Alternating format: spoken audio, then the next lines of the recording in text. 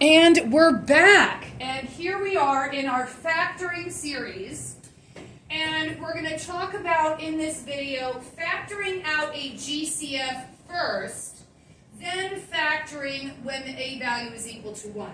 Okay, so what you all need to keep in mind is always looking and checking for, can I pull out a GCF first? Okay, can I pull out a GCF before I do anything else? Can I pull out a GCF first? Okay, and this is a trinomial. Okay, thank you, sir. This is a trinomial, so there's a couple things you need to ask yourself. Number one, can I pull out a GCF? And yes, we can. Okay. But you also need to look first if this is a perfect square trinomial, right? Is this a perfect square trinomial? Is 3 a perfect square? No. Is 6 a perfect square? No. So then you have to ask yourself, can I pull out a GCF first? Pulling out the greatest common factor makes your life easier. So yes, I can see that 3 is a common multiple for all 3 of these terms. So we're going to pull out the GCF first, okay? Okay, so we're going to set that up. We're going to pull out our GCF, right? And we're going to say 3 times what gives me 3x squared? That's going to be x squared.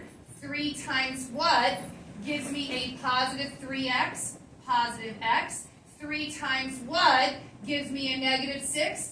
Negative 2, okay? So that is step 1, all right? We put, and everybody write GCF, okay? We pulled out the GCF. Now that 3 is going to be part of our answer. It's not going anywhere, okay? It's still going to be part of the answer. But I'm just going to erase it. You don't always just write GCF for your notes. But let's bring down our 3 because when you look at our results, you have to ask yourself, can this be factored for even further? Yes, it can. So now we're going to ask ourselves, okay, what times what gave me this trinomial? Well, we know the first 2 terms go with x squared, so we have x and x, okay? And then now we use the magic x here. Okay, let me see if the magic x is in the video. Yes. Okay, very good. So we have to put our C term goes here. So our C term is negative 2.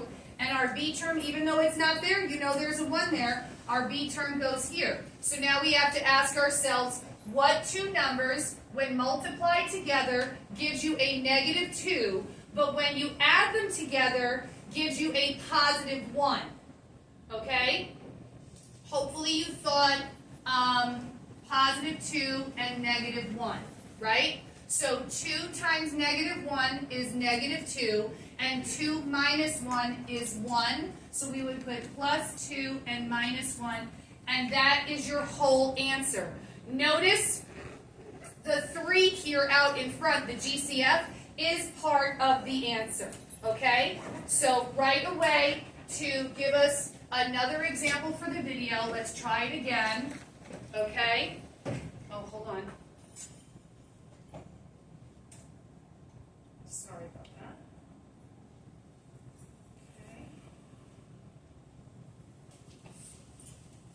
Okay. Okay, so let's just do one more example where you're going to look at this trinomial. Here we go. Okay?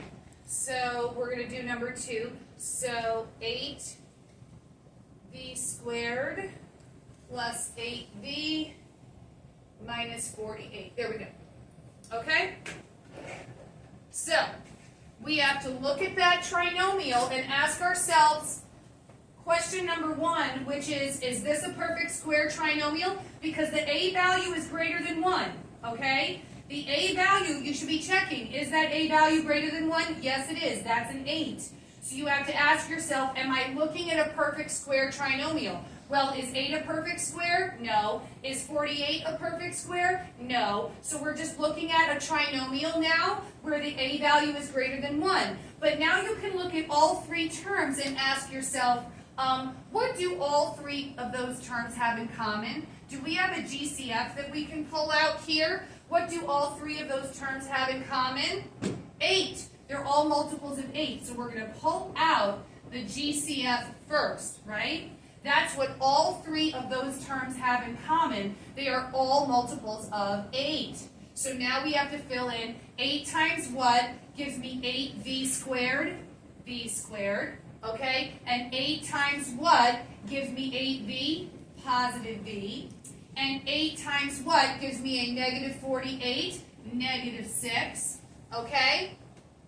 So we have to look at this and say, can this be further factored? Yes, it can. So we bring down our GCF, and we have to ask ourselves, what times what gives me this trinomial? So we know that what times what gives me v squared?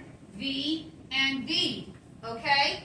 And now what times what gives me a negative 6? Well, let's put negative 6 is our C term, right? What is our B term here? Even though it's not there, you know there's a 1 there. So our B term is 1, and it goes in there. So now we ask ourselves, what two numbers, when multiplied together, gives you a negative 6, but when you add them together, gives you a positive 1?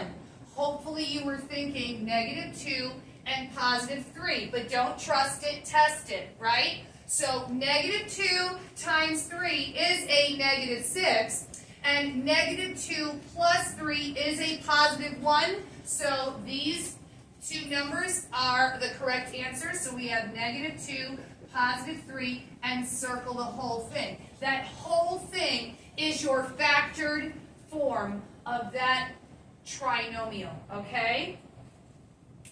Very good.